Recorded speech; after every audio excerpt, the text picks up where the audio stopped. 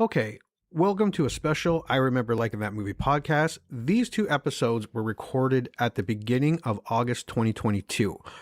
They were test episodes for us to use to see what we wanted the episode going forward, what we wanted them to sound like.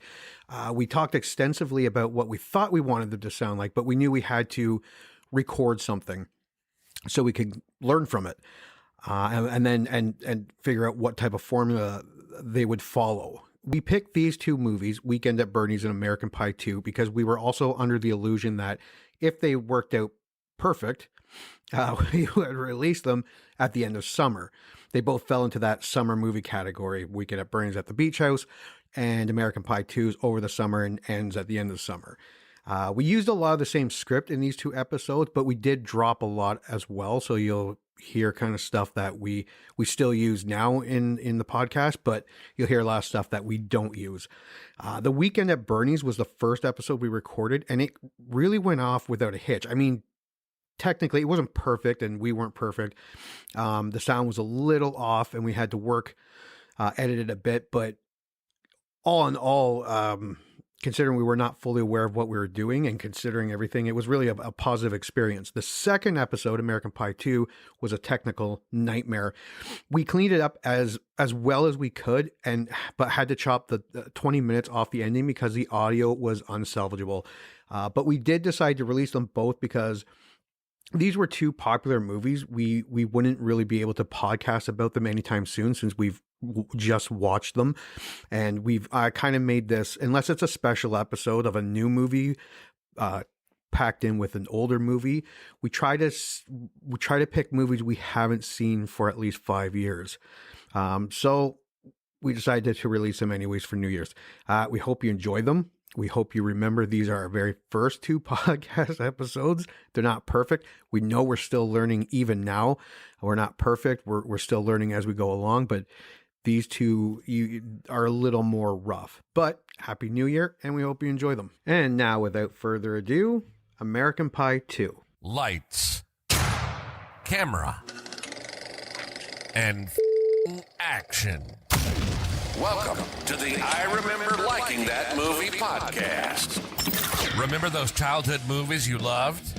We're going to watch them again and find out if they're still as amazing as you remember. Let's get ready to join Anna and Jimmy as they go back and watch those movies you remember being oh so awesomely good. Horror movies that scared.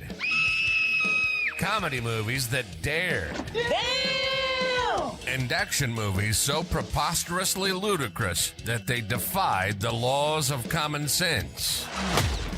Now, here's your hosts, Anna Santos and Jimmy Coates.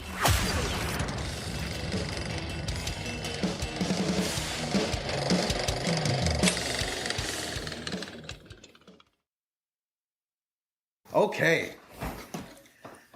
American Pie 2, 2001, August.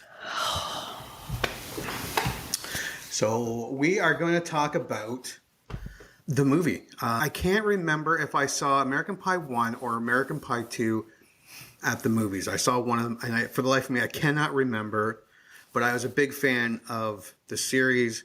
So if I didn't see this one in theater, I was in a Blockbuster the day it came out, ready to grab it. Actually, for this one, I think there would have probably been like 100 of them on its very own wall at a Blockbuster. Yeah. Yeah, my local Blockbuster definitely had a lot of copies. I remember seeing American Pie on DVD, and I think I saw American Pie 2 in the theaters. Because it was a fun movie to go see with your friends. Yeah, and I think that sounds familiar. Like, I don't know if I caught American Pie. I think I might have, same thing, caught it on video. That was awesome. Number 2 looks awesome. And went to the theater and saw it. Yeah, because I remember for one, with the actual apple pie, I was at home when I watched that, and I was like, thank God.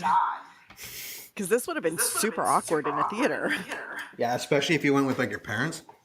Well, thankfully, my parents didn't like going to the movies. Yay! So I just went with my friends, but this was the kind of movie. American Pie 2 was the movie that you went with your friends to the movie theater, because then afterwards you were going to go have dinner at like I don't even know where I would have had dinner in 2001. Oh God. These are the No. things I'm remembering. I'm Yeah, trying to remember. maybe. I think they were closed already. I missed that movie theater. No, and because it, the first one is one of those ones where it's because it's such a big surprise. Because I don't think I was expecting a whole lot, but I was expecting it to be funny because the commercials made it look funny. So you were expecting a lot from number 2. I don't think it didn't disappoint. I don't remember it disappointing, but yeah, I don't think it was quite as good as the first one. Yeah, I think the first one had a lot of shock laughs to it where you're just like mildly uncomfortable, but you thought it was funny and you're just like, oh my God, this is great. And then I think the second one was like, it really did feel like a continuation of the first one. And I was like, I feel like it doesn't have as much shine as the first one, but it was still a really fun movie. Yeah. Like 100% still a super fun movie. Yeah. My theory is American Pie 1, which was 1999. It goes back to what we were talking about the previous movie, where it was the end of an era. But American Pie was the beginning of the 2000s. And it was the morons that watched Porky's and they watched Hot Dog Movie and 16 Candles and loved them. And now they're making movies, and they created this American Pie, which led to Hall Pass, Tropic Thunder, all these very R-rated, not politically correct, the exact opposite of politically correct. You couldn't make American Pie today. I don't think you can make American Pie 2 today. Actually, I don't think you can make any of the American Pie movies None of today. the pies could be made. No. And that's kind of what I'm excited about watching. Because unlike any other, that ending 90s, 2000s where it was amazing comedy. Because it's like there were no limits. Yeah. There were, but it didn't seem like there were. Because I remember them, they went pretty far. No. Because there were quite a few movies that came out at that time, like all around that era, that were just pushing the limits and very politically incorrect and just very like, how brash can we get? So like there was like Road Trip, Euro Trip. Mind you, I remember loving Road Trip. Actually, that's probably we should one totally we should do a series of trips. Yeah. We should do Road Trip and Euro Trip, and old school Van Wilder.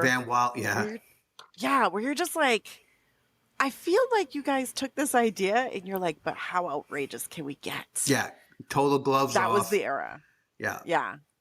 And American Pie kicked it off. Started it, yeah. And American Pie 2, as far as I remember, and I haven't seen this in a long time either, you almost feared like, oh, what if because it's a sequel. A lot of times sequels didn't live up to it. And I just remember it was funny, just stupid funny.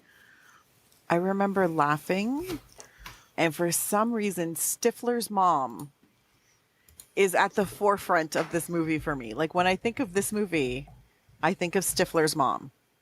Now, I don't know if she plays. I'm like, I feel like she's in a lot of the movie. This could just be like. I think she's in a bit more than the first one. Yeah. With the guy who meditates. Yes, yeah. Yes. So I think there's a lot of that. But I remember liking this movie. I remember thinking it was funny. I remember rolling my eyes a lot and being like, ugh, it's kind of gross. But I was still laughing while I did that. And that's what was magical about these movies. Yeah, they weren't politically correct. They were a little, what's the word I want to use? Racy? I don't mean raunchy, yeah. But they hit the comedy notes. Yeah. Where a lot of movies today I have hope for, and I end up watching them, and they're all right. They're just not laugh out loud funny. Yeah, I think I can't believe I'm about to say this, but all of these like raunchy kind of racy movies, I'm just like, I feel like I laughed louder at those than I do at comedies now. Like, I think the only comedy where I really like that kind of reminds me of these is Tag. I don't know why, but I love that movie. Is Have that you the ever one that watched it? the where Jeremy Renner Yes. is? Yes, I did. Yeah, that was actually Yes. funny. Yeah, I did. I laughed really hard at that. I was like, this is, and then I wanted to start a game of tag with all of my friends, but that's besides the point. But yeah, no, I feel like at this time, like American Pie 2, even though I remember it being not as funny as the first American Pie, I still remember thinking it was super funny. And I was like, Yeah. this is a good time. Yeah. Like, this is the kind of movie you put on when you have your friends over and you want to just laugh. Yeah. Now, mind you, it's been a really long time since I've watched it. And a lot of it, I think, is Stifler. Sean Oh, William Stifler was Scott. classic. Yeah. And I think a lot of the stuff he says, I don't know. That's one of the things. Like we're watching these movies for the time period, and then we're going to take a look at them now. And I think a lot of the stuff he said probably wouldn't fly today. Oh, no. And that's the thing. The movies today, like there's a couple on Netflix. I love the actors in it. I really want them to be funny, and they were okay. Yeah. But the one thing that's missing that this era had was they were funny. And I don't know if it's this moment of time where writers and actors are kind of shackled to this movement, this period of wokeness, of this being scared. But the writers and actors and directors and crew from that era were not shackled to fuck all. And it really showed, and it was friggin' funny. Well, and I remember that's the being whole- funny. We could watch it and we could be like, oh, We that's could watch just it now and be like, horrible. this is not funny anymore. No, but it's funny because when I think about that, I'm like, there are a lot, because I have a very dark sense of humor, and I will make jokes about anything. Like, there are very few things in this world that I do not joke about. Like, the list is super short. So I'm like, when I hear people talking about comedy and like being shackled by like woke culture, I'm like, you can still make jokes Yeah.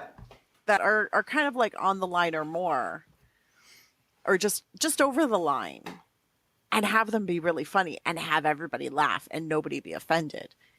It just takes a lot of finesse. And here's the thing about American Pie 2. They didn't need finesse. They just No. went balls to the wall. Yeah. They're like, we're just going, and we're just going to go until we fall. It's good. Like, that's it. And I admire that. I don't know how it's going to translate now to people who are much older and not young and stupid. We'll see. And that's what I don't know if like younger generations are aware of this movie. I don't know if they, and we really can't promote it yet because we haven't seen it. Yeah, it's just like you gotta like it's just that whole sensibility that it's just for humor. It's just for joke. No one Yeah. watched American Pie 2 and took anything serious. Like it was stupidity on a big screen or at home on TV or whatever, wherever you watched it. It was complete stupidity and it was funny. I remember it being funny. How long? I laughed. Yeah. How long has it been since you've seen American Pie 2? At least 10 years, because I think the last time I saw it was on TV, because there was an American Pie marathon on. So I watched American Pie. Was it And then I watched edited? American Pie 2. Well, it was on TV, Ugh. kind of during the day. So I was like, Ugh. eh. I know, right? Like, I hate it when I watch movies and they're edited for TV because then you're sitting there going, there was another scene in there. I Yeah. know there was. Yeah. I I watched still get angry Goodfellas about on that 'cause TBS I'm like, once. oh, TBS is the worst for that. Yeah, they cut it for time Uh, too. Yes, it drives me bananas. I'm like, if you don't have the time to air the entire movie, just don't air the movie. Because this is Bustikaka. But yeah, no, it was at least 10 years ago when I remember watching that. And then I think I watched American Reunion after it, Yeah. if I'm not mistaken. So it was like, it was a good solid 10 years ago because I think it was soon after American Reunion came out. And it was like when it was new to Yeah. TV. So I think it was 10 years ago. I have watched it multiple times. I've watched all the American Pies multiple times. I've watched American Pie 2 the least amount. I used to own 3 of them. American Pie 2 included the DVD. I lost it a long time ago. I have not probably seen this movie since 2010. I don't think I've seen it. That would probably be the last time I watched it. American Pie 2, The Wedding, American Wedding would be the third one, and American Reunion would be the fourth. I've never really watched all those direct-to-video, Bandcamp. Oh, no. Beta House. I never watched any of those. Neither have I. No. Because why? There's no reason. No. There's no. Without the original I caught a cast. clip of one. Yeah, I caught a clip of. I think Eugene Levy kept doing them. Yeah. I think he wanted to pay for his cottage in Muskoka. God bless. And good for him. Good for him. But no, none of the original cast was there except for like Eugene Levy. And I remember catching a clip of like all the direct to TV ones, and I was like, "Is this what you're doing now? I don't think I like this." Well, man's gotta eat. I know. They do it a lot. But I mean, well, it was, this is terrible. One of my favorite horror movies, like cheesy, like super, I don't even know if you can really call it a horror movie, but MTV, do you remember that show, My Super Sweet 16? Yeah. Yeah, basically super rich kids have these over-the-top Yeah, those ridiculous birthday parties, parties for their 16th birthday. Yeah. So MTV produced a movie called My Super Psycho Sweet 16. I don't think I've ever seen that. Oh, dude. Because then there was a sequel, and I was like, yes, because it still continued with the same characters. There's like a murderer and a roller rink. It's like, and a 16th birthday party. And then in the next one, there's a murderer and a house party and no roller rink, unfortunately, but still murdering people's at a birthday party. And then the third one, I don't think was like directly related. And I was like, you guys ruined it. Sometimes they do that. I learned that they buy the rights to like a name, and they have this movie that they either made or a script that they got degree, and they just slap that. Like American Psycho 2 had nothing to do with American Psycho. It was a movie that was already named, had a different title, got the rights to American Psycho 2. Probably made more money that way. I don't know. But yeah, I hate it when, that sucks when they do that. I don't know if they did that same thing, but I Know What You Did Last Summer had a third part. Yeah. And it was not it. The Fisherman Killer. No. I tried to watch it, and I was like, God, even I think this movie's too bad to watch, which is saying a lot, because I love me a good bad movie. But anyways. All right, let's go into the era. All right. Tell me about the era. 2001, August. Well, in Germany, they legalized same-sex registered partnerships. So good for Germany. That says a lot. Like countries are just starting to legalize it, because I don't think Canada. It's been legalized for a while. Yeah. Yeah. The United States, not so much. No. This was also the United States-based Central Intelligence Agency, the CIA, issued a warning to the President of the United States that attacks were imminent in the United States, which September was unfortunately right around the corner. And Bubble Boy also came out in August.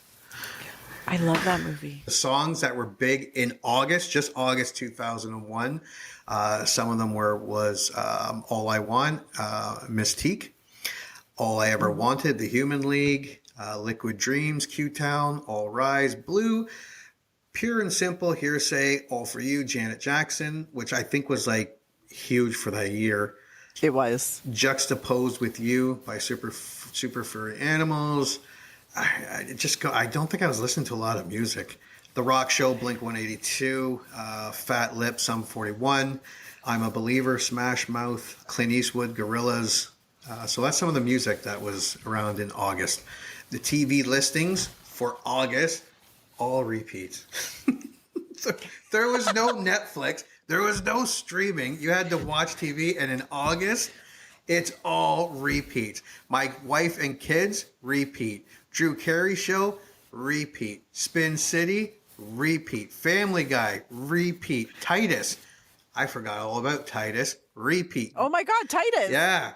Grounded for Life, repeat. Simpsons, repeat. ER, oh, that's not ER, Ed. I don't even know what Ed is on NBC. Repeat. West Wing, repeat. Law and Order, Touched by an Angel, Oh my God. repeat.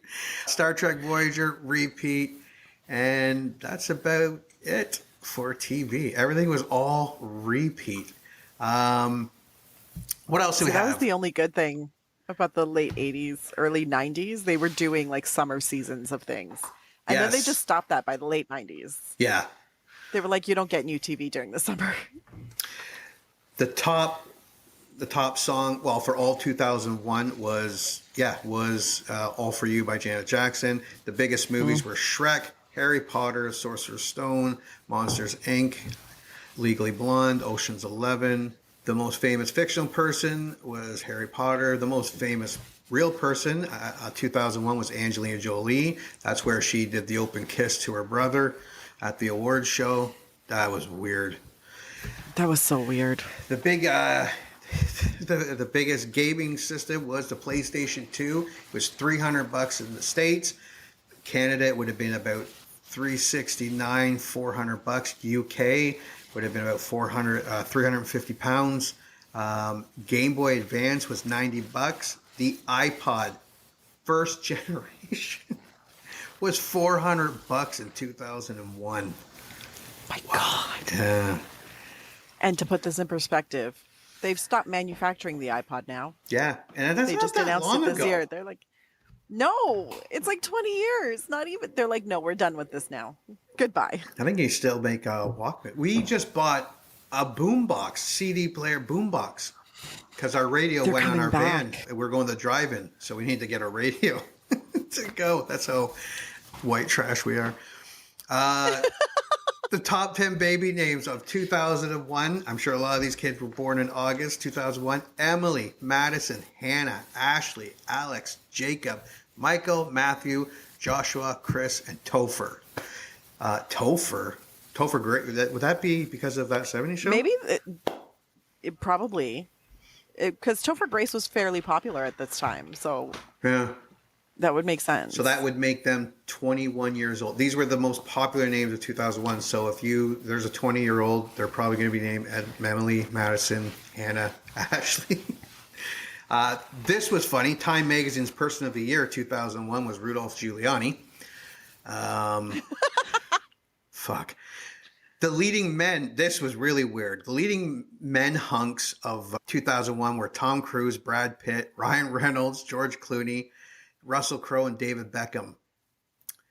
That's not that much different. I know that you could throw in a few other names, but if you said today, oh, this guy's really high, I don't think you'd get a lot of people disagreeing with you. Other than Russell Crowe, we could probably take him off the list. Yeah, he's a little. He's kind of lost favor amongst the people. Yeah. But other than that, the entire list is pretty much still intact. Yeah, it's to pretty this good. day. It's impressive. Airplane musician death, Alia.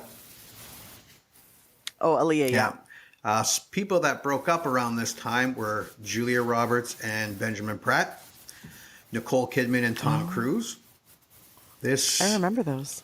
The toys around this time were 2001. I was no longer playing with toys, but Harry Potter toys, Incredible Shrinky Dinks Maker, Lincoln Logs. What the? I know what Lincoln Logs are, but Beyblades, Bionicle, that was getting big. But yeah, that's Bionicle? those robot things, aren't they? Bionicles? They made like cartoons Maybe? and movies of them. No, I believe you. No, I believe you 100%. I didn't have very young children to buy toys for. that's what I mean. I have none of this. I know Yeah. Beyblade. I know Bionicle. I've heard of it. I've seen it. I didn't have. I was still pretty young, and I wasn't playing with any toys. I was either getting drunk or recovering from a hangover during this time. So This was also music was still a big part of movies. Soundtracks were big back then. Buying a soundtrack of a movie, like all of the '90s was like that before Spotify and all that stuff. Like Vertigo, American Hi-Fi, Scumbag by Green Day, Every Time I Look at You, Blink-182, Bring You Down, Left Front Tire, I'm Gonna Split Bit, Uncle Cracker, Good, Alien Ant Farm. These were all songs on the soundtrack. And to put this in perspective of the time period and the era, you and I were hanging out in school in August 2001. That's right. We were in school together. I don't know we had just started. Yeah, I think we were just, It was like a month because I remember starting in July of 2001. Yeah, July of 2001 was when we started film school. Yeah. So we would have just been getting to know each other and learning 3-point lighting.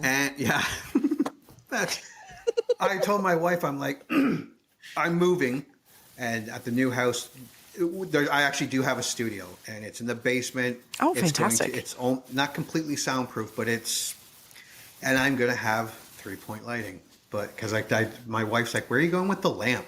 I'm like, I need some shadow blocking behind me here. And she looked at me like I'm a moron.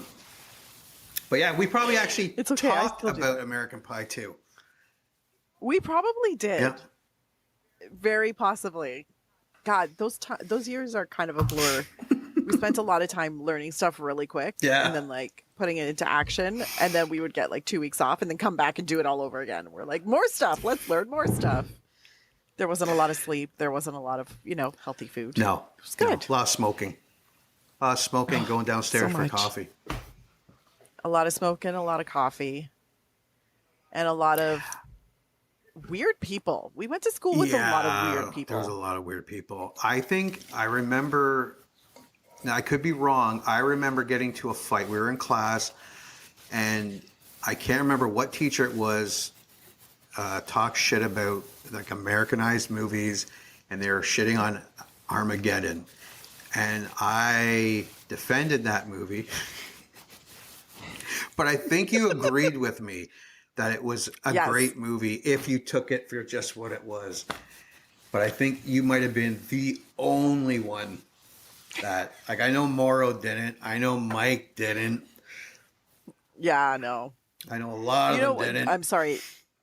They were entirely too bougie. Because I'm like, let's be honest. The movie that got everybody in that school to be interested in movies was not an Oscar winner. I don't care who you are. Yeah. The first movie that you're like, God, the movie making business must be awesome. I want to learn more. It would never be an Oscar winner. It was never something that won, a Golden Globe. No. It was probably some cheesy ass movie that had like the Muppets in it. And I love the Muppets. No shade. Yeah, I love the Muppet movies. Oh, God, the Muppet movies are awesome. Muppet Christmas Carol is still one of my favorites. I watch it every Christmas because it is a fucking classic. It is and good. It is cinematic gold. Do you have Disney Plus? I do. They're all on there. Oh, yeah. No, I love my Muppet movies. One of the Muppet movies, I think it's The Muppets Take Manhattan. It was the first movie I ever saw in theaters. And I'm like, those are the movies. Like, nobody's watching Citizen Kane when they're like 8 and being like, I want to go into the movies. Nobody's doing that. I watched a movie. I said, this was awesome. My stepfather said, you should have him tested. And because I won't say the word that came after that because you can't say that word anymore. That's what they thought I was. It's funny because when you're younger and you're like, that's awesome. And they're like, you're a moron. Knight Rider, A-Team. Oh, God. Those are classics. Stupid. I don't care what anybody says. I grew up watching nighttime soaps. Like, I was 4 years old and, like, watching 4 to 6, watching Dynasty and Falcon Crest. Dallas.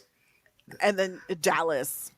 Like, so I appreciate the dramatic and over-the-top acting because I'm like, that is what spoke to my soul first. All right. Tell me about the movie. Right. You want to hear about this movie? This movie had a budget of $30 million. Makes you wonder on what? Maybe it was to get the actors to come back.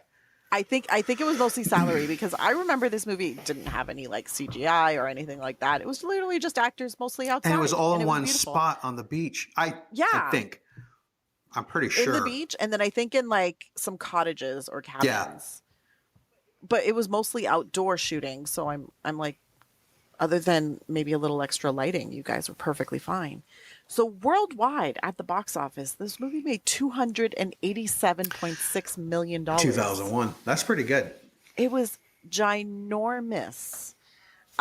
Its opening weekend in North America, it grossed 45.1 million For which I was like, 2001. actually, those are great Yeah. numbers. Also, it had the second highest opening for R-rated films. Really? I did not realize it was rated R. I was like, it makes sense. Yeah. Like once you think about it. But I was like, before this, What was the number one R-rated movie? Hannibal. Oh, okay. Okay, yeah. That Hannibal had the first highest opening. So it's directed by James B. Rogers. I am not familiar with any of his other work. God bless. I looked him up and I was like, I don't know your name. But the screenplay was by Adam Hers. He wrote American Pie 1, the first one, and then he wrote the second. But funnily enough, did not write American Reunion. I don't know if he did American Wedding. But I was like, oh, that's interesting. You just kind of stopped after that. It was starring Jason Biggs. This was like his big intro to movies. Yeah. And actually, it's one of his earlier credits, which is really interesting. Like, he wasn't toiling away as like a child actor for years and years and years. And then all of a sudden got this break. He just kind of started. Allison Hannigan, Yeah. who I love. But she had already Sean done William Scott. Buffy. She had already done Yeah, Buffy. So she was already... And she was one of those kid actors that was in quite a few So things. she was like the seasoned actor on the set. Yeah. She was definitely one of the seasoned actors. Sean William Scott, who to this day, that poor man, everybody sees him, he's Stifler. Yeah. Or at least people of a certain age. But weirdly enough, in interviews, he is not pissy about it, which I actually appreciate. Yeah. Because he probably made all right money. Are you kidding me, man? He's probably making a good chunk of money. Also, there was something else I was gonna... Oh, yeah. Eugene Levy initially turned down the role as the dad in American Pie because he thought it was too raunchy, but they let him rewrite the part. He wrote... that is what he kept him in. rewrote that part? He pretty much rewrote it and reworked the character to turn the dad into who the dad is. Oh, okay. Oh. Because when he first read the script, the character of the dad that we know was not like that. Oh, okay. Oh, thank God. But he spoke to Adam and he spoke to the director and he was like, I don't really like the character. Like, the movie's super raunchy and I don't like this character. And they were like, well, what do you want to do? Because he's Eugene Levy. Yeah. He's Eugene Levy. He can do what he wants. So they let him kind of rework the character and rewrite it and come up with a character that he really liked. And he's a fucking classic. Yeah, that's a good call. Because that's the dad's part of the charm of the movie. Oh, he's the heart of the movie. Like, through it all, you're like, this is some like warm, fuzzy feeling that he gives you. Yeah. As he's trying to talk about incredibly awkward things. Yeah, I don't know if my dad would be as understanding if he got me doing the stuff they did. I would have been sent to a nunnery in the mountains of Portugal. Like, there would not have been a conversation. There would have been a plane ticket and then a train ticket. Be like, get thee to a nunnery. No heart to hearts. But yeah, this movie was huge, man. Yeah. It was like worldwide huge. What was it? I know it wasn't the number one movie of the year, but it had to be up there with like 300 million. Well, that's worldwide 300? Worldwide, almost 300 million. But even just like North America was like 100 and something. Like, it was a really, really high. I think like half of the 287 million was coming from North America.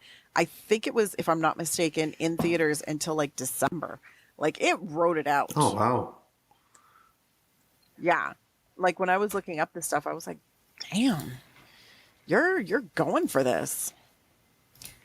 Let me see. It was in 3,063 theaters in the United States and Canada, which is crazy. Oh, yeah, no, the theatrical run wrapped up December 20th.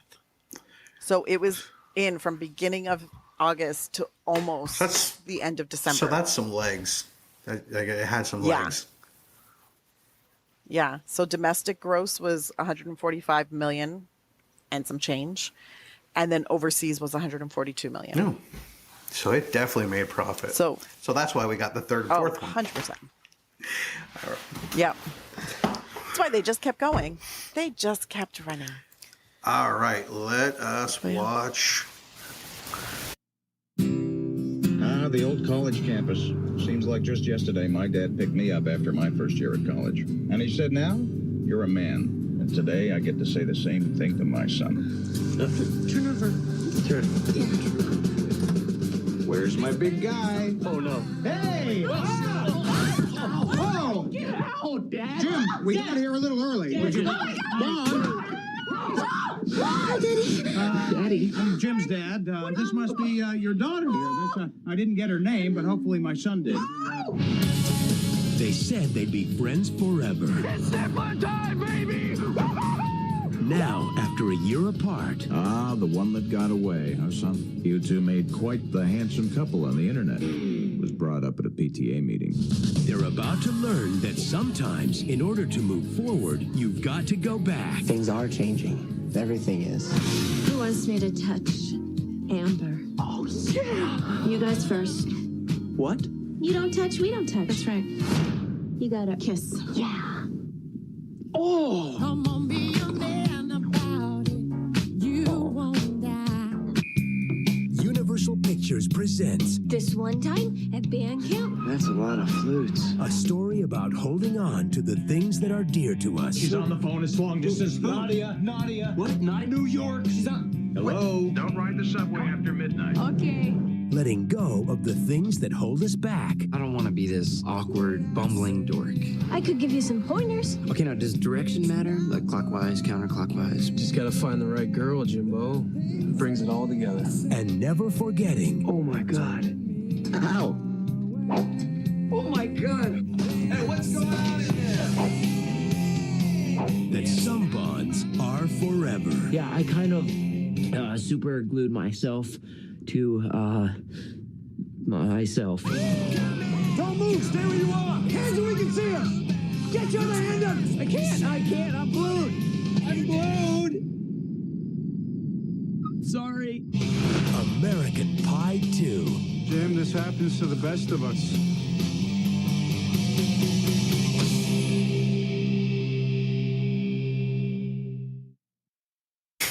Oh, Stifler.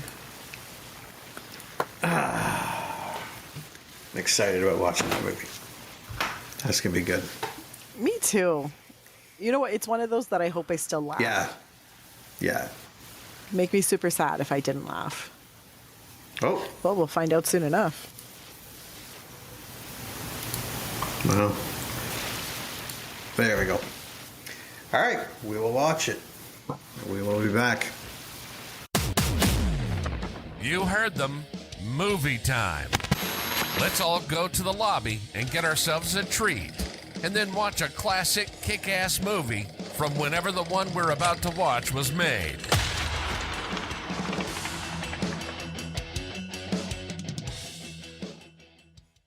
Okay, so you watched it. I watched it. I don't know what you thought, but I am so happy because I was bummed at Weekend at Bernie's because I thought it was going to be the awesome movie that I remembered, and I thought American Pie 2 is going to be politically correct. It's not going to be funny. First off, I thought it was hilarious. I totally reverted back to 2001, the immature white person I am, and I thought it was hilarious. There were a couple awkward parts, and they weren't as bad as I thought it was going to be. That was my big takeaway. One, I laughed super hard Yes. through a good chunk of the movie. Yeah. Like, I was like, I don't know why this is so funny, but I can't stop laughing. But also, it wasn't as offensive as I remember it being in my head. No. Like, I don't know why, but I remember it being really raunchy and really, like, offside. And I was like, oh, God, I know I'm going to be super offended through all of this. And I was like, this is not that offensive. Like, there are only a couple moments where you're like, you're teetering. You're teetering into offensive territory. Yeah. And it wasn't as bad as I don't know if I thought it was like really edgy back then, or because it was nothing. It wasn't. 90s movies weren't. The comedies weren't. There weren't a ton of R-rated comedies like this, and I don't know if it was because it was something new back then. And since then, there's been the 2000s, the beginning of like 2000 to 2010. There were tons of them. But yeah, no, I was so. Like you said, I did laugh almost through the entire thing. Like there was only like a little bit of stretch before I was at least, haha, and then it was like, downright. It was funny. Like I was laughing. Like, and a lot of it, 80% had to be Stifler, Sean William Scott. Oh, Stifler was like amazing in this. Like I was like, Stifler, you're so charming. I no matter what you say, I smile. And I don't know if that's Sean William Scott or if it's just the character and the way he's written. Maybe it's a combination of the two, but I was like, I laughed a lot at Stifler. Actually, looking at my notes, I'm like, yeah, everything either had to do with Stifler or Stifler's mom. Yeah, there was a couple tangentially, because she does show up at the end. But I mean, I'm like, why is this so funny? There's stuff I don't even think. I think it only became funnier as you got older. Like certain things, like in the very beginning, I was laughing just at the awkward sex. Because I mean, we've all had sex in really small spaces at some point in our lives. But Jim wearing the socks. Oh yeah. Killed me for some reason. He's wearing socks while having sex with the girl. And I don't know why, but I was like, oh God, he's wearing socks. And then the line where he's like, is that the one? Is that? And his facial expressions were pretty good. I know a funny story. Oh, they were amazing. And yeah, I remember right off the bat, Jim getting walked in on was it was good, and it was like I started to have hope. Yes. Well, as soon as Eugene Levy starts talking, I was like, perfect. Like it's pitch perfect. It's not, and you feel the awkward, but you also feel just like enough of an outsider that you can laugh like really hard, but you feel all of that awkwardness. And I was like, honestly, that's a great scene because I can watch it and not be so embarrassed that I can't watch it. Because I have that where like I have the empathetic embarrassment. So if people are embarrassing themselves, I physically can't watch it. No, I get that, yeah. And I want to puke. So I was like, I was able to watch it even though it was mad awkward, but it was funny enough that it's just not straight awkward. And then I enjoyed it. When they were in that and what is his name? Oz was like telling him how he should. Oh, get rid of that. And it began with Oz telling him like the way he should be and all that. And then Stifler was like, well, I got an idea for you. I'll get you a spoon so you eat my ass. And then just from that point on, it was just every time Stifler did something. And it was a good setup too, because it was, now I don't know if I like this as much because I remember number 2 being my least favorite American Pie movie. And I don't know if it's because it came out right after number 1 and maybe I saw it and thought, oh, they're just trying to do... But I'm glad I saw it now because I haven't seen the other ones for a very long time as well. And it was just freaking funny. It was... There were a lot of times I laughed super hard, which really surprised... And I kept laughing. Like, even when the scene was done, I was still laughing at it. And there were times where I was like, why do I find that so funny?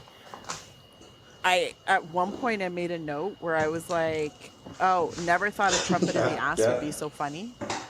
That was, I laughed hard at that. I was like, this is like comedy 101, strange object in a butt. And I was like, I wrote this that is down hilarious. too because I wrote, no. Because I didn't, the practicing it with, what's her name, from the band. I didn't get the trumpet in the ass, why she did it. Like I don't know what part of training that had to do, but I found it fucking funny. It was to push his threshold for like not coming on a dime, God bless. So she's like, we're just going to push your threshold a little bit. Whap! And I was like, oh, that's disturbing. Yeah, and in a but side funny. note, the guy that came in, the teacher that came in, thinking that he heard something and was playing the trumpet, There was a scene cut where they had him when he comes back near the end there. That teacher had a bad rash around his mouth, but they actually cut it from the movie. And then that's funny. As soon as they were done, they had that party at Stifler's, and I have Stifler got peed on, and that it was cool because Sean William Scott, or Stifler, the character, it was willing to have such horrible things happen to him. And I remember in every movie something horrible, but he's willing to put that character, or okay with that character being the butt of the joke. I think that's what made Stifler endearing or charming, because it wasn't just him being an idiot all the time or crude or rude. He was the butt of a lot of bad things that happened. Like, it really humanized him as a character, I thought. But it's funny because there's for Stifler, there's a level of acceptance. Like, he's not trying to be anybody he's not. He's just like, this, I got peed on. Like, who walks into their own party that the cops have just broken up, looks at their friends and the cops and says, I got peed on. I'm not telling people that. No, most people would be off to the shower. Most people would be like, give me a minute, and then shower off the pee. No, he walks in, he stops, he looks at everybody, I got peed on. And it was like, that's awesome. And just them heading, and they decide they're going to get the house to have the weekend. And even on the way to the house, and it was nothing but Stifler swearing out to the public, and he was standing up, and he was dry humping the truck as they were driving through, and it was just, it was awesome. It was funny. And the fact that this movie in 2001 had a montage. Yes. Yeah, and I thought that was weird. And it was like, because that's something I totally associate with the 80s. Yes. Although I was like, okay, so when they first decided, they were like 12 weeks of summer. Yeah. And then all of a sudden they're getting a lake house. I was like, okay, cool. So I guess they're going up there for the full 12 weeks because they had like one bad party. And then Heather, is that the girlfriend that went off to Spain, France? Yeah. She said she's going for 6 weeks, but she's going to make it home in time for the end of summer party. And I'm like, the timeline's not adding up for me. So I just stopped listening to weeks. I was like, forget about the time. The time is not important. It's a long time. There was a couple more of than those, 2 weeks. that continuity thing there was a little off, but I forgave it. Let me double check her name. I forgave it too. What was her name? That was Muriel Savino, right? I know she was played by Mina Suvari. They were Mina cut Suvari, a lot. Like, their time was cut huge compared to the first movie. And the only one I seemed to care, it was Heather. You're right. Was Natasha Lyonne. Jessica, because I really like her. She is such a great character. She only got it's not that Mina Severa and Tara Reid can't act, or Shannon Elizabeth can't act. It's just, it didn't bother me that their time was cut a lot. But the Natasha Lyonne character was actually really good, and I really like her as an actress. I really like her as an actress too. She has a very natural presence on camera. Like, your eyes automatically go to her. She's got a really great presence. And the chemistry between her and Sean William Scott, or between their characters, is fucking magic. And that's probably my biggest complaint, that we didn't get enough interactions between them. I wanted them to have more time together. Tara Reid, Victoria, Vicky, whatever we're going to call her, she, honestly, her and Kevin's storyline was a waste. I was like, this is ridiculous. This is not necessary, other than for him to have his revelation towards the end. But I'm like, you could have had that revelation without her. It was. And I'm not a huge Tara Reid fan. Yeah, there was a lot. She was in. Nobody really. Mira Savino's all right, but these characters. It's like they were there just to move the plot of those other male characters. But it's funny because their plots felt super underdeveloped and almost superfluous. I'm like, at this point, you're just kind of set dressing. Like, right now, I'm all about Jim and Stifler. Yeah. That's who I care about in this movie. So thankfully, they had the majority of the movie, and thankfully, they were incredibly funny. But I would have given Natasha Lyonne a lot more time with Stifler, because there was some good comedy that could have happened there. Overall, though. And they used him like just enough. Because Finch is always perfect. Like, just enough. Michelle, Allison Hannigan. her name in the... Michelle, yes. Oh, her name in the thing is Michelle. She got a lot more time, and deservedly so. Because when he went... Yes. When he went and he saw her, and then saw that she was teaching those other girls, and he's like, oh, that's a lot of flute. Like a reference to the first movie with...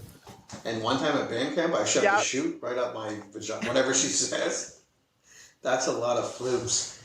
And the fact that he got mistaken for Petey, mentally challenged. Oh, God. I'm like, should I be laughing at this? And I did, very hard, because of what it was. And the fact that he had to put on that uniform, and it was too short, and the shirt was too short. And Yes. It was, honestly, that outfit made me giggle a lot, because I was like, those are some short shorts. And then him hitting the bell dazed, and then falling and just being dazed. And it was a good daze, because I was like, this doesn't seem over the top. This is a believable daze. So I was like, okay, cool. And then, are you Petey? Yeah. And then I was like, oh, Lord.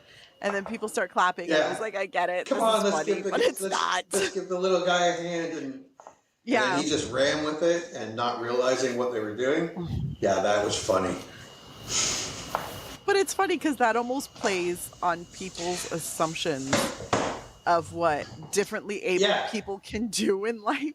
So that's why it wasn't even that offensive, because I was sitting there, because then when they cut to actual Petey, he's playing the trumpet like and they just assume because he's special. And I was like, yes, that and he's going to play badly. With, I got big balls. I don't know where that came from, but it was good. Oh, God.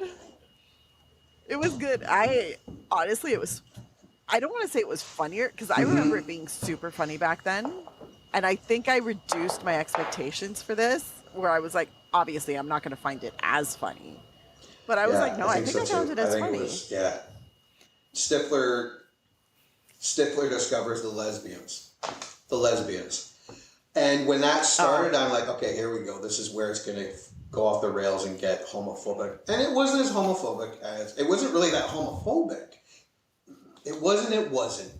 But they actually did it in a very, I think, realistic way. Now, I'm not gay, so I can't say that I gay people shouldn't be offended if they see it or anything like that. That's not fair. I'm a white guy. I didn't find it offensive, but I honestly didn't think it was bad. The part where the one character was peeping Tomming, that to me was more awkward. Well, the whole I need to go get evidence that they're lesbians, Stifler, but it's Stifler. You're like, he's not he playing ran with a full with pack. a dildo. But then I found a dildo, and I was like, the golden rule is you don't touch other people's sex toys. And the like, fact this that is the golden he was rule. so excited about, and they said, "What room?" They're like, "What room did you get that in? They're coming back." And he's like, "I don't know. I was just so excited that I found it." See, but it's funny because when I think of this, now I spent a year at Western University. That's what they're calling themselves now. So I saw a lot of guys who were very Stifler-like in my day-to-day when I went there. So when I see the scene that's kind of filled with like a little bit of homophobia, a little bit of toxic masculinity, but it's just straight awkward because they're friends and they don't want to touch each other's bodies, and I get it, or make out. The funniest was when Stifler's like, "You're bad. You're a shit kisser. Like, you're a bad kisser." And Jim's like, "I wasn't even trying. Were you trying? And I think it's like a great moment of just like, we're just doing this so they'll kiss. Why are you trying to make it good for me? Well, and yeah, that whole scene was actually because, like I said, that little peeping Tom part that to me was more awkward than anything. But the girls were they were funny about it. They turned it completely around on them. And the part where they're like, no, we want to see you kiss. And then Jim figured it out and turned and looked at Stifler. And Stifler's like, and it's like he's asking Jim, like, why are you doing this to me? Like, he's like, no. But it's funny because in their quest, just to see two lesbians touch each other, they're like, we'll do anything, even if we're super uncomfortable with it, even if we really don't want to do it. But I like that they drew the line. Well, two of them at did. The hand job. Yeah, Stifler. Or at least Jim and Finch. Jim and Finch were like, no. Stifler's like, come on, guys, just like touch it. It's fine. Yeah, he's taking one for the team. And I was sitting there going, buddy, I think taking one for the team would be you giving them a hand job, but whatever, it's fine. But yeah, no, it was that entire scene, like I was mildly uncomfortable just because I was sitting there going, you just rent some porn. Like girl on girl porn. Just go home. It's fine. Because the lesbians aren't going to touch you. Exactly. Like, I don't understand. But it was a funny scene. And I was more uncomfortable when it began. And then, because I was like, oh, this is where, because I couldn't remember exactly how it went down. But it was a funny scene. It was freaking hilarious. Well, them breaking in to someone's house to deduce whether or not they're lesbians. And then there are two other friends who stayed outside, peeping in the window to watch what's happening. I'm like, that feels sleazy. Although I will say it's funny when Oz got up there, to only to really see Stifler and Jim making out, and then he's like, you can look now. Yeah, you can watch. But yeah, that part, that was more awkward. That was more sleazy than anything else that was going on. Even Stifler running through their house with the one girl's dildo. Yeah. With the dildo, yeah. Yeah, but anybody running through a house with a dildo is hilarious. I don't care who you are. I don't care where you're from. Anybody running with a dildo is funny. Period.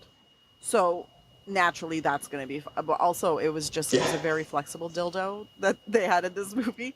So there was a lot of movement, which just naturally leads to hilarity.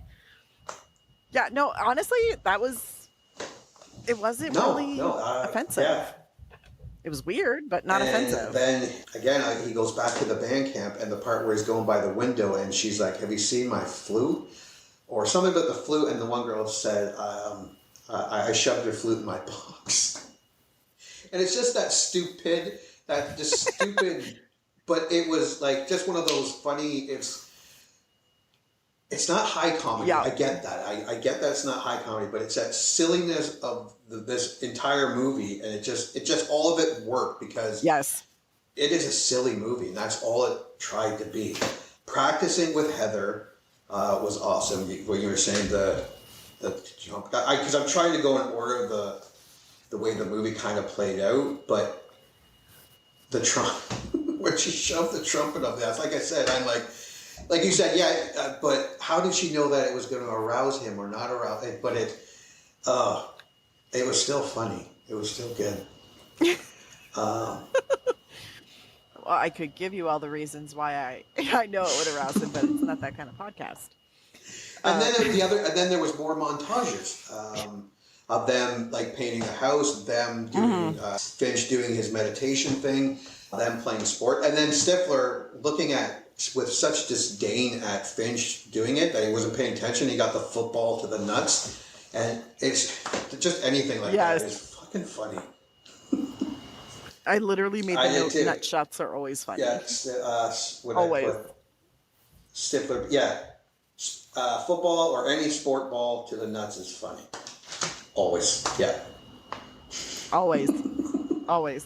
100%. And then during that montage, and the fact that because he put the picture of Stifler's mom up in his room, and it was him and Stifler's mom. Yes. Stifler was in the shot. Stifler's in the shot, And he then has just this- kind of blocks Stifler with his hand, and he's like, And the look on Sean Williams, like, oh, man. on Stifler's face, like the pain and agony in that photo was just, it was good. Like there were so many funny things, and just little stupid things, but it was. Oh. And then we get to the VHS porn. This is when it really.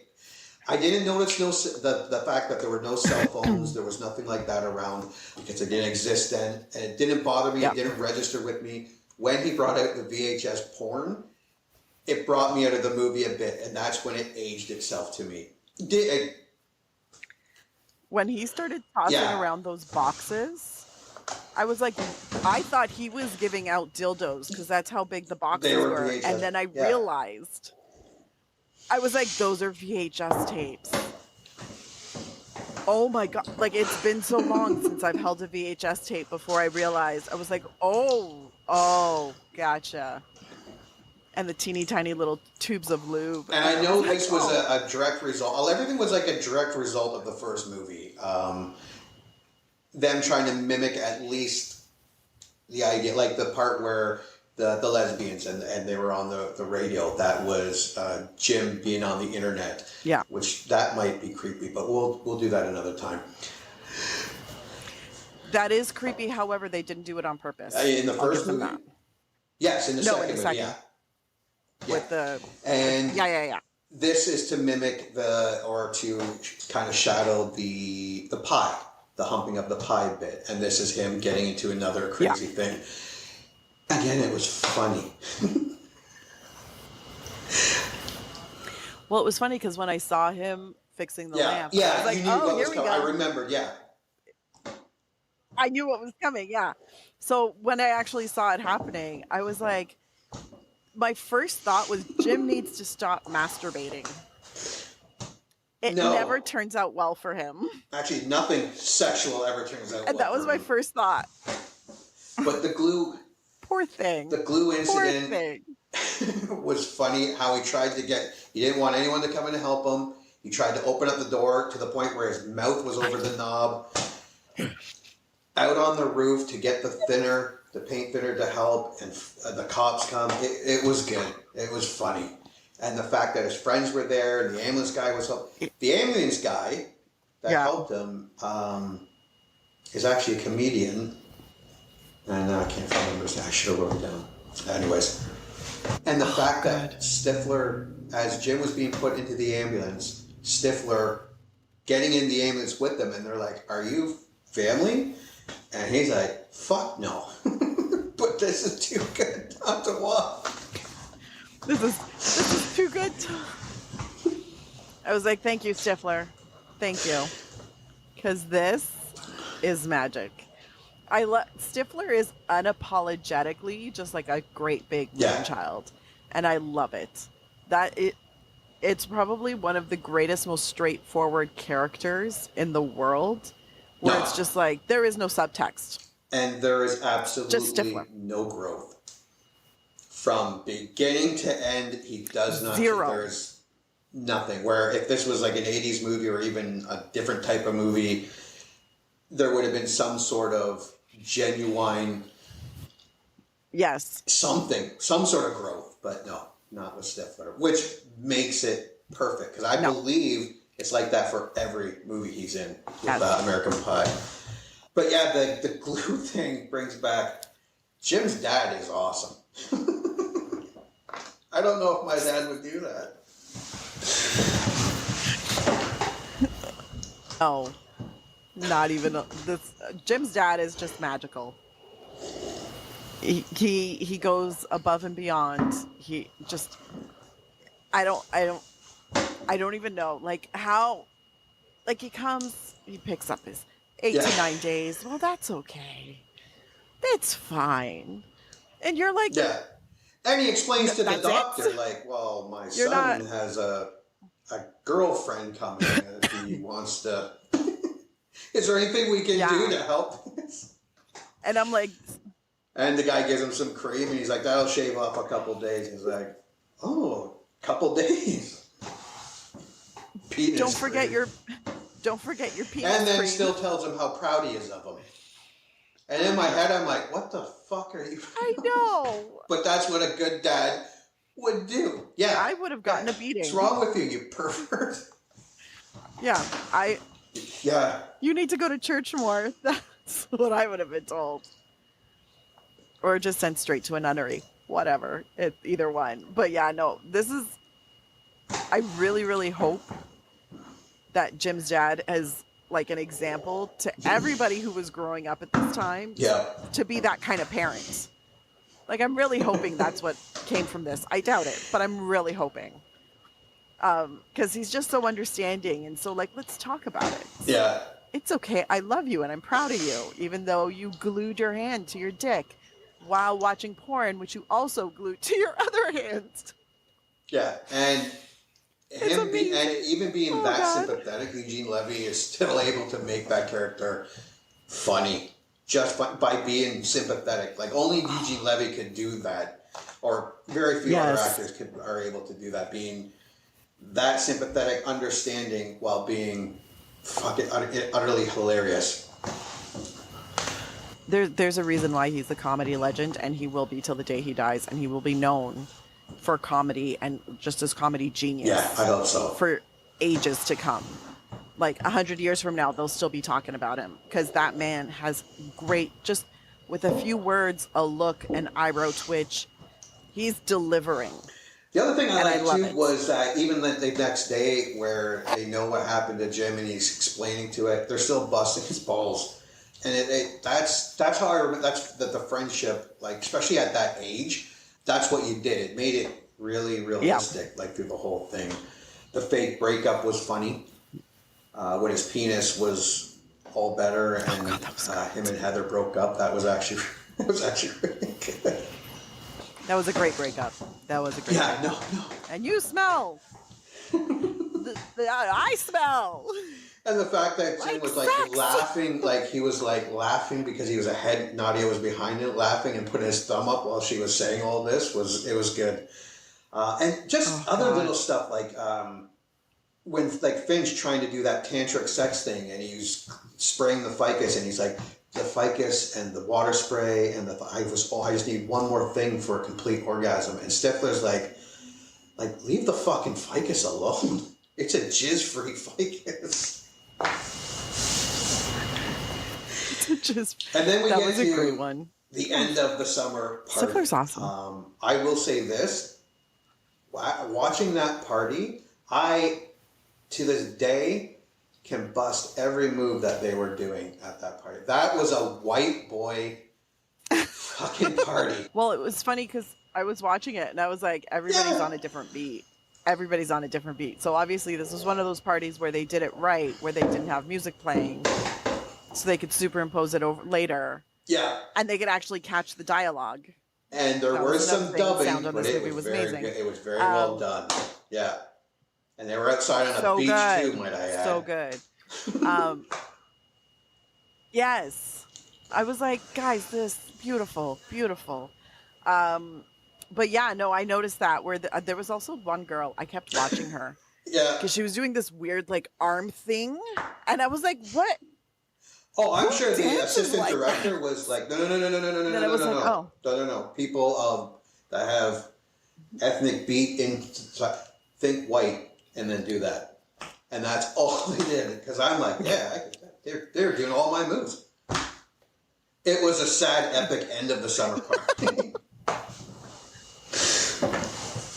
Well, in general, as with most young people movies of the time. Oh, yeah. It was a white movie. Just super duper white. And I mean, it's funny because we notice it now. Because eventually people started, for after the early 2000s, we started getting into like having the token ethnic characters. So you had the token black person, you had the token, although this movie did have John Cho as the Asian who peed on Stifler and then went back to the end of year party at the lake house the year after. That was nice. I like that. Yeah. But that's about it. Like nobody else Jim gets was Jewish, to be anything so, but white and suburban. They get a couple extra points. Jewish person. Yeah. They get half points. For, but I mean, it's also regular. It's normal to see Jewish characters in movies. Yeah. Yeah. Especially about teens, like high school or college.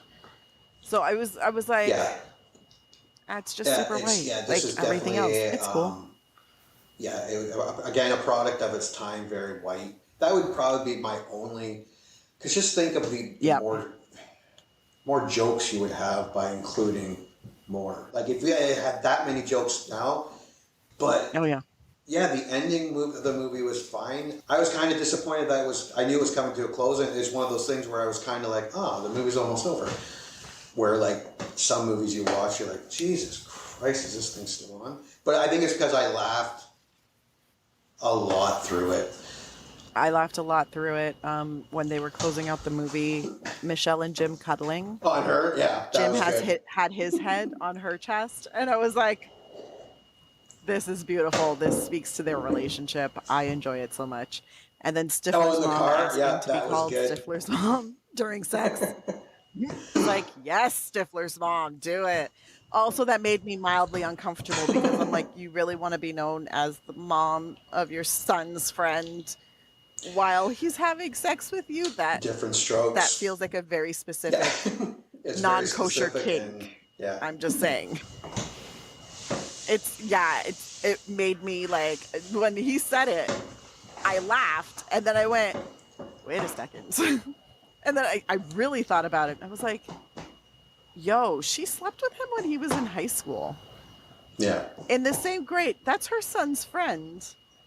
Yeah. This is a Reddit story waiting to happen. Well, it's a very popular... Very uncomfortable about that. So I hear porn trope. So... I believe it. I've also heard those rumors. I was very like kind of, I laughed because I thought it was hilarious. And then I went, a little bit. That makes me mildly uncomfortable. Like I know everybody's of age at this point. So technically not illegal, just weird. One of the things I will also say is that even though Oz wasn't like my favorite character and he didn't do a whole lot, I did like and appreciate how him and his girlfriends... Yeah, I did enjoy it, and the mild disappointment that they had at not being able to have phone sex. I was like, that's nice. You know what? They're just mildly disappointed. It's like, it's not super raging horniness where they're like, I gotta do something. I was like, I like it. This is nice. Your girlfriend went away. You're very sad you missed her. And that's it. She came back, and now you guys get to have sex. Nice. It's just, it was nice. I like that they kept it. They really made all of the other friend stories. Yeah.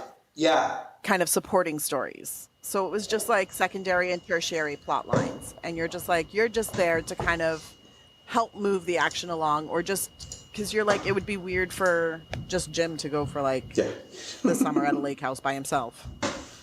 So I was like, I understand you're helping along the plot, but not actually the plot. Now, before we move on to what we thought of our final thoughts, if that made sense. On Rotten Tomatoes, this is now critics by 127 reviews. It got 52%. Score of over 250,000 ratings. It sits at 68%. It is the third lowest reviewed American Pie. The main four American Pie, where Rotten Tomatoes has it at 52. Okay. Am I saying this? Metacritic has it at 43. But Cinema Score has it at a B+. So the normal people liked it a bit better. It actually made the most money of American Pie movies. Yeah, like it was. I can understand that. They all made really good money, but this one made the most. Yeah, and like even Amazon. And I was thinking about this because when we talked about the other movie, and it had like, I can't remember what it was, like 90% 5-star ratings. You gotta remember, I realized that if you're buying it off Amazon, it is most likely you're buying it because you like that movie. So I don't think Amazon's a good thing to look at, where this is a little bit better. I love the movie. I thought it was awesome. This is not a movie I would watch with my kids on a rainy sunny day. No. Oh, fuck no. No? Oh. So many life lessons you could teach while watching this movie. So, no. But I would watch this again.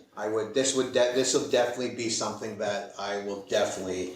it won't be tomorrow, it won't be next week. It won't, but I will watch it. I'd give it a 7. Yeah. I would give it a 7 out of 10. Because there was I was going to give it a 6. I thought it was really funny and great. And then that it still had that nostalgia feeling to it. But yeah, 7 out of 10. I thought it was really funny. It wasn't like...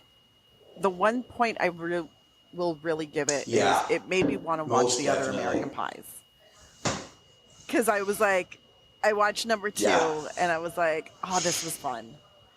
Well, now I want to watch 1 and I want to watch American Wedding and then I want to watch American Reunion. Like, I want to finish the story.